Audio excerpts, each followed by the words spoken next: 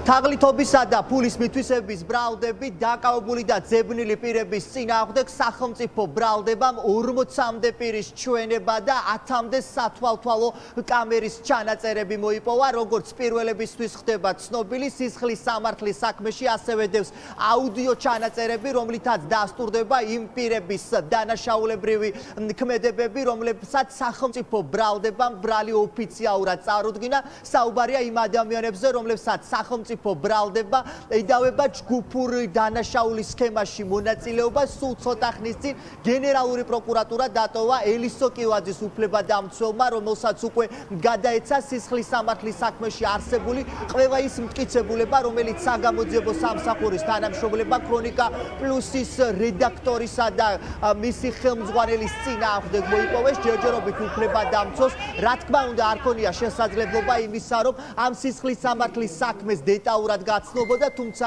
ამტკიცებს იმას, რომ ამ საქმეში არ ფიგურირებს ელისო კივაძე და სახელმწიფო ბრალდება ვერ მოიპოვებდა მის წინააღმდეგ ვერანაირ მტკიცებულებას. ჩვენ პირველივე წუთიდან ვიცით დაკავებული ჟურნალისტის პოზიცია ამ სისხლის სამართლის საქმესთან დაკავშირებით. ის ამბობს, რომ სახელმწიფო ბრალდება მის წინააღმდეგ გამოიგონა ეს ბრალი, რადგან ის ფლობდა ინფორმაციას ქართული ოცნების მაღალჩინოსნების წინააღმდეგ, რომელთა საქმეების შესახებ ის აპირებდა რამდენიმე დღეში საუბარს და თავად დაკავებული ჟურნალისტი თვლის, რომ სწორედ ამის გამო აღმოჩნდა ის გისოსებს მიღმა. უფლებადამცველი ამბობს, რომ სახელმწიფო ბრალდების მიერ წარდგენილი ბრალი არის აბსურდი, ისინი არ ეთანხმებიან ამ ბრალს და მას შემდეგ რაც ელისო კივაძეს დროებითი მოთავსების იზოლატორიდან უკვე საქალაქო სასამართლოს ხტომათა დარბაზში გადაიყვანენ, შუამდგომლობით მიმართავენ მოსამართლეს, რომ აღკვეთი ღონისძიების გარეშე დატოვოს ელისო კივაძემ საპატიმრო დაწესებულება, როგორც ჩვენთვის არის ცნობილი, დაკავებული ჟურნალისტის ხტომათა დარბაზში ისარგებლებს ვრცელი სიტყვით და არ არის გამორიცხული, ისაუბროს ქართული ოცნების იმ მაღალჩინოსნების შაუბნელ საქმეებთან დაკავშირებით, რომელთა შესახებაც მას აქვს ინფორმაცია და თვლის, რომ სწორედ ამის გამო აღმოჩნდა ის გისოცებს მიღმა. ელისო კივაძე ამბობს, რომ არც ყოფილ გენერალურ პროკურორს იცნობს და არც გრიგოლ ლილუაშვილს, შესაბამისად ის სრულიად გამორიცხავს იმას, რომ რაიმე კავშირი აქვს ეგრეთ წოდებულ კოლ-ცენტრულ საქმიანობასთან. როგორც ვიცი, არის მოცულობით 20 ტომის საქმე. ნახებ საბრალდებო დოკუმენტი, ანუ დადგენილება ბრალდების შესახებ. აქ რამდენად არის მონაწილე ელისო კივაძე ბრალში, არაფერი არ არის დადგომი.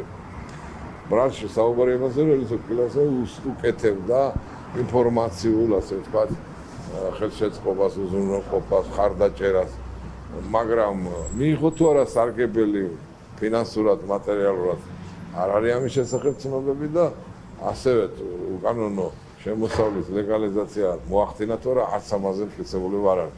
არც ქონება შეუძენია, არც ბანკში განუთავსებია თანხა, არ ადასტურებს ელისო კივაძე ამოცნების აბსოლუტურობას, იმიტომ რომ მას მეაჩნია, რომ ეს არ არის მისი საუბარი. ახლა თუ ექსპერტი ამბობს, რომ დამონტაჟებული არ არის, მას აქვს ვერსია, რომ დაინიშნოს ხელახალი ექსპერტი და ხელოვნური ინტელექტის ხმა ხომ არ არის ესა. განმეორებითი არა, მაგრამ დამატებითი ექსპერტი დაინიშნება ასაკი. უდანაშაულო ცნობს თავს, ის აცხადებს, რომ არის მსხვერპლი გარკვეული მოვლენების, ამის თავაზე თვითონ გააკეთებს განცხადებას. საქმის მასალები საკმაოდ მოცულობითია. 20 ტომია, როგორც გამომძიებელმა გითხრა. პირები, რომლებიც მითითებული არიან ბრალის დადგენილებაში, ლილუაშვილიც არის ფაცხოვაძეზე ამბობს, რომ ლილუაშვილს საერთოდ არ ვიცნობო და ეს არის აბსურდული ბრალიო. არის იქ პიროვნებები ისეთ დასახელები, რომელსაც საერთოდ არ ვიცნობს ელისო კივაძე. არასოდეს არ ქონია გადაკვეთა ფაცხოვაძესთან. და ეს არის გამოგონილი ბრალი.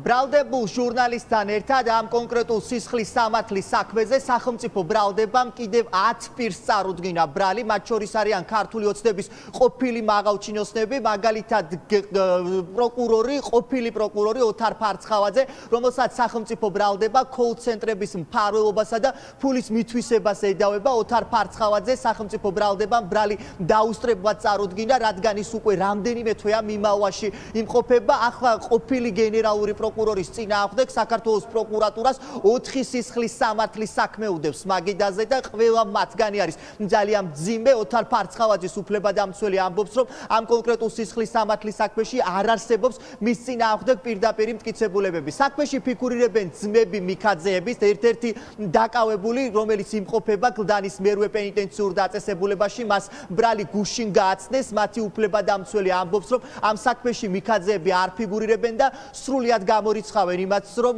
გიორგი მიქაძეს რაიმე სახის კავშირი ჰქონდა დაკავებულ ელისო კილაძესთან ან სხვა იმ მაღალ ჩინოსნებთან, რომლებიც ამ საქმეში ბრალდებული სტატუსით ფიგურირებენ.